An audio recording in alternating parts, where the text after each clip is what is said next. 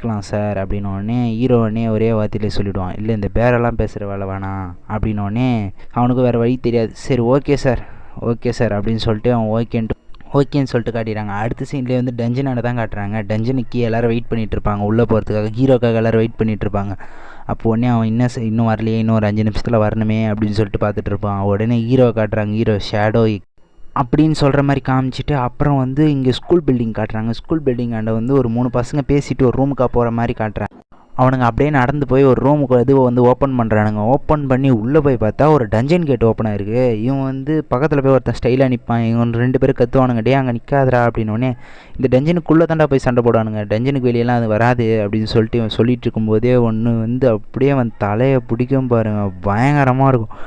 தலையை பிடிச்சி அப்படியே தூக்கும் பாருங்க. அவன் உடனே டீ காப்பாற்றுங்கடா, எவனோ காப்பாற்றுங்கடா அப்படின்னு சொல்லிட்டு பயங்கரமாக கத்துறான். அந்த ஐயா சோஜர் அப்படியே பிடிச்சி அவன் தலையை வெளியே வரும்போதே